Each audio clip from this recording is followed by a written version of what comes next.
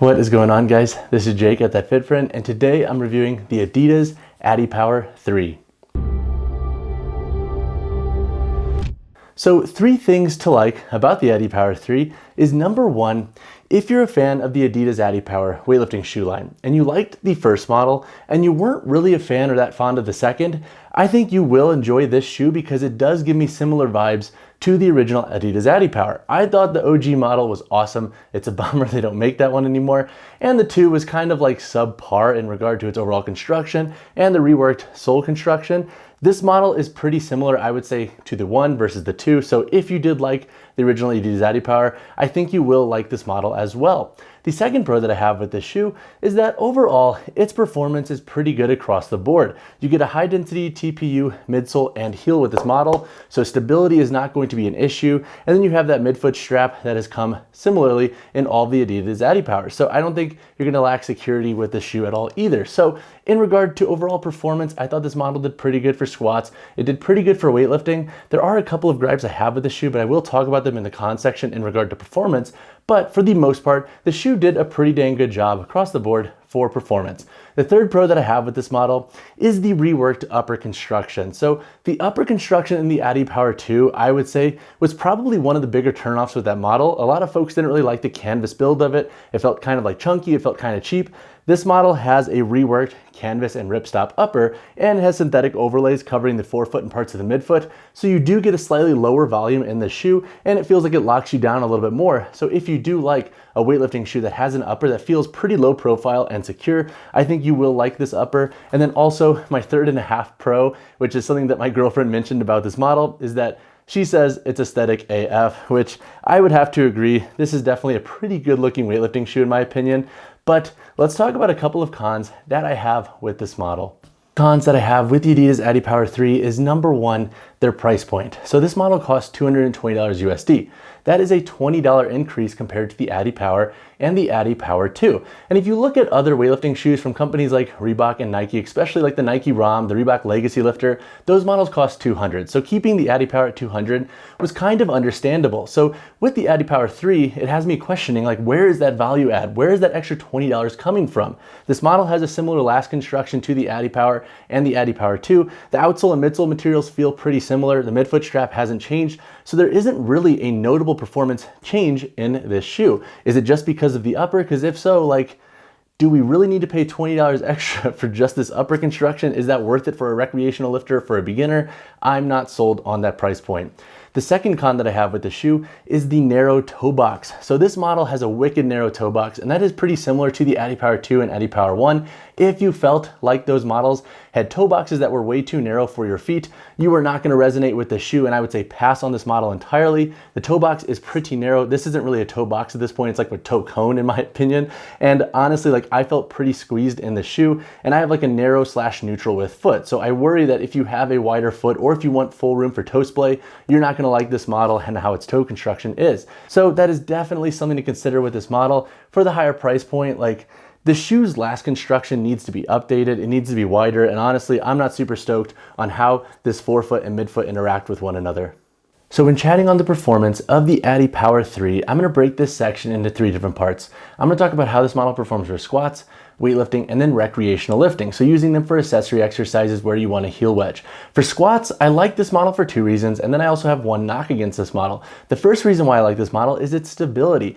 With this high density TPU midsole and heel, you're not going to have an issue with stability. I actually hit a Hatfield squat PR in the shoe, 470 for a triple, so I was super stoked on that. And honestly, I feel like for most lifters who are just buying these 4 squats, stability is never going to be an issue for this model, especially through the midfoot and heel.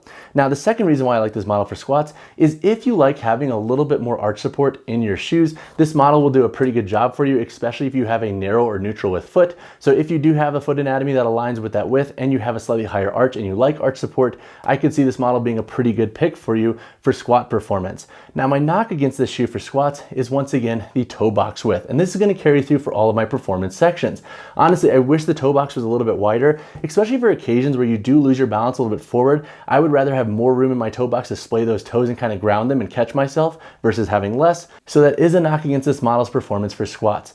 So when it comes to weightlifting, this model also does a pretty good job, especially if you like the other Adipower models. I think you will enjoy this shoe as well. The rubber outsole grips rubber gym floors and wooden platforms really well. This midfoot strap locks you down, so I can't see your heel popping out of the shoe. I don't think heel slip will be an issue. And then once again, the stability is pretty on point with the shoe. My issue though with weightlifting in this model is that when you are bringing the feet out to catch yourself, I worry that this upper might actually give way over time. While it feels pretty durable and there is a reinforced synthetic layer here on the lateral side, with this narrow toe box, if you have a wider foot and you're putting a ton of stress into the lateral upper in this shoe, I worry that you're gonna have a bunch of foot overhang just because the sole in this forefoot is so narrow. So that is definitely something to consider with this model. Again though, if you resonate with the Adipower and Adipower 2's fit, you'll probably like this shoe, but honestly, I do wish they would update that last to make it a little bit wider to accommodate a bunch of different foot anatomies. And then also one thing to note for this model's performance for weightlifting, this model has an effective heel height of 20.1 millimeters.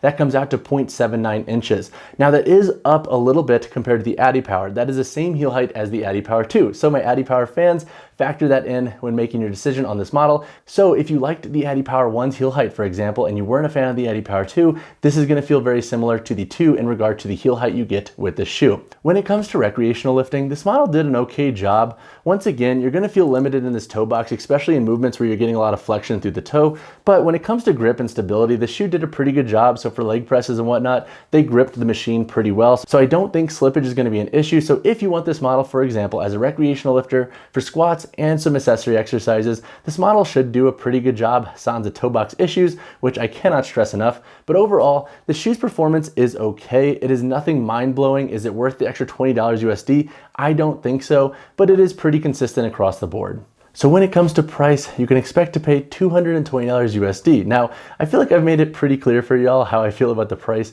of this model in this video. Honestly, if you're gonna increase the price Adidas, like I would rather see some more notable performance upgrades in the shoe. It's a good looking shoe, don't get me wrong, but for $220 USD, you have me questioning like, okay, who really should invest in this model and is it actually worth that price? So now let's answer the question, who should invest in the Adidas Adipower 3? Since this model has a higher price point, I'm gonna try to give you more depth and context as to who I think this model will resonate well with, and then who should pass on this shoe. So if you are an Adipower weightlifting shoe fan, and if you love that shoe line, I think you will like this model. It feels very similar to the 1 and 2 in regard to the overall last construction. I do think this model's upper feels very similar to the Adipower 1, which could be a hit for some, but then also, if you weren't a fan of the effective heel height in the 2 and you like the 1, this is similar to the 2. So this model has this similar effective heel height of 20.1 millimeters or 0.79 inches as the 2. So that would definitely be something to consider with this model before you invest, especially if the 2's heel height turned you off. I could also see this model working for folks with narrow or neutral with feet who like a little bit more arch support in their weightlifting shoes. Now, who should pass on this model? I think if you're a beginner or if you're just a recreational lifter who's only going to be using their lifting shoes for squats here and there, maybe some accessory exercises, I would say probably pass on this model. You can get something like the Powerlift 5 or the Reebok Lifter PR2 for about half the price of this model. And if you're very recreational in nature, honestly, there's really nothing special about this model, especially for $220 USD.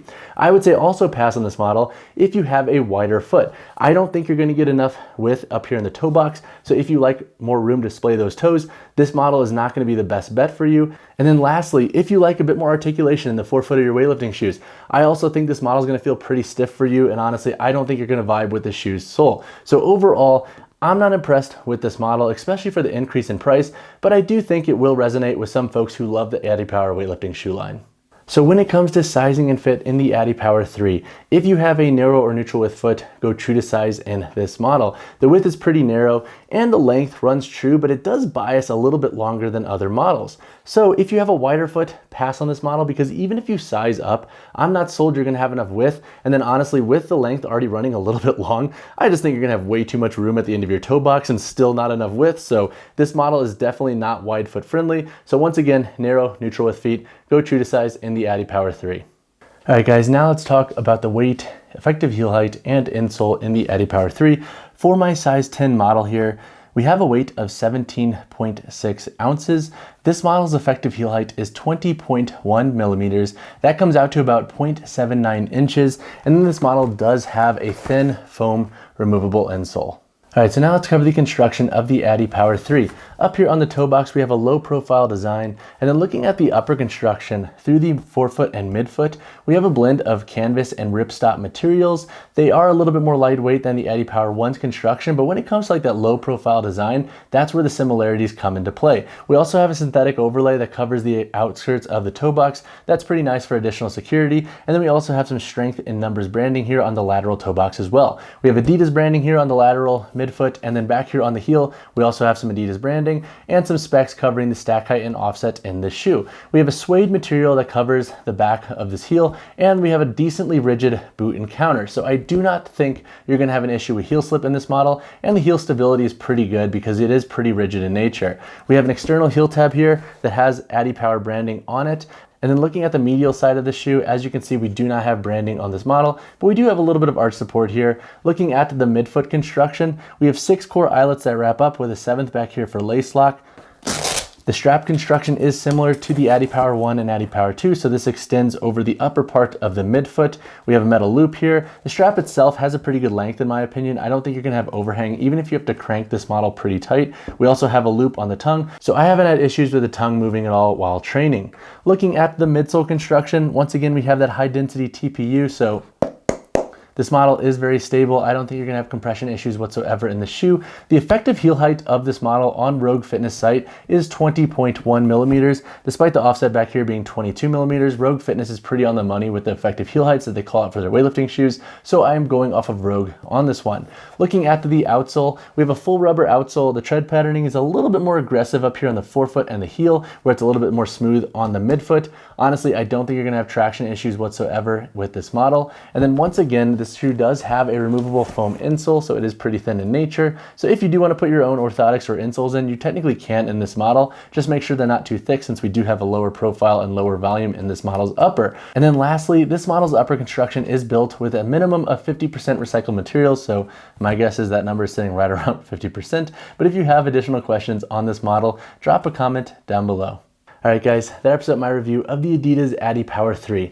It's a good looking weightlifting shoe. It performs pretty well, and I think if you like the Adipower weightlifting shoe line, you will like this model. However, for most lifters, I'm just not sold that $220 is worth it for this shoe, especially when you look at other models that have lower price points but perform pretty similarly for most folks. So that being said, honestly, I do think the Adipower line needs an update to the last construction. I would love to see them make the toe box wider. That would make this model way freaking better. But as always, guys, if you have any questions on this model, drop a comment down below or reach out to me personally, whichever you prefer. And as always, drop a like on the video, subscribe to the channel. I'll see you in the next one.